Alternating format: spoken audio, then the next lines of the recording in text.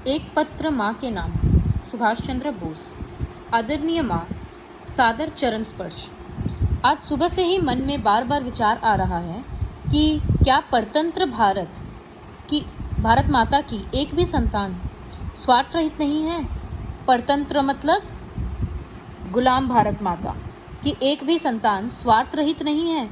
मतलब कोई भी खाली अपने स्वार्थ के लिए सब जी रहा है, कोई दूसरे के भलाई के लिए नहीं जीता है। क्या भारत माता इतनी अभागी है, मतलब इतनी बदकिस्मत है? कहाँ है वे वीर आर्य जो भारत माता पर अपने प्राणों का बलिदान कर सके? कहाँ है वो लोग जो अपने कंट्री के लिए, अपने इंडिया के लिए बलिदान दे सके, अपना सैक्रिफाइस कर सके? अब हमें जागना होगा। हम कब तक यूँ देश की दुर्दशा देखते रहेंगे? 84 लाख योनियों के बाद कहीं हमें मानव देह प्राप्त हुई है।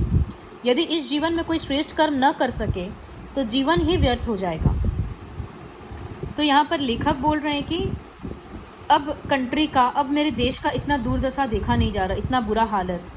84 लाख योनियों मतलब 84 लाख जन्म के बाद मानव जीवन मिला है।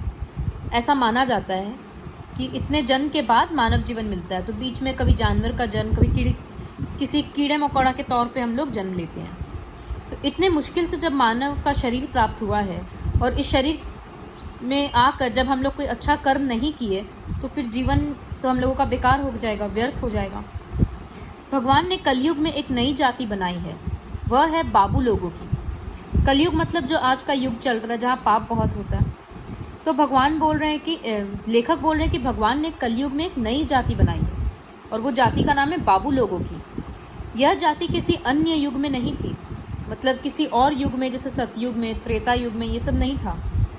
प्रभु ने हमें पैर दिए हैं पर हम 10-20 कोस नहीं चल सकते क्योंकि हम बाबू हैं। तो हमारे पास पैर हैं लेकिन हम लोग कुछ कदम चलने के बाद रुक जाते हैं। ऑटो ले लेंगे, रिक्शा ले लेंगे, गाड़ी ले लेंगे, किसी और से अपना काम करवा लेंगे क्योंकि हम लोग रईस हैं, हम लोग बाबू लोग हैं, हम लोग नहीं चल सकते। ईश्वर ने हमें हाथ दिए हैं पर हम श्रम नहीं करते। ईश्वर हम लोगों को 2 हाथ दिए हैं लेकिन हम लोग से मेहनत नहीं होता। हम श्रम को छोटे लोगों का काम समझकर उससे घृणा करते हैं, नफरत करते हैं। हम लोगों को लगता है कि अपना काम खुद क्यों करना, नौकर रख लेते हैं, वो कर देगा। इसका एक ही कारण है कि हम बाबू हैं। हम सब काम नौकरों से करवाना चाहते हैं। हाथ पैर चलाने से हमें कष्ट होता है। हम बाबू हैं। गर्म देश में जन्म लेकर भी हम गर्मी सहन नहीं कर सकते।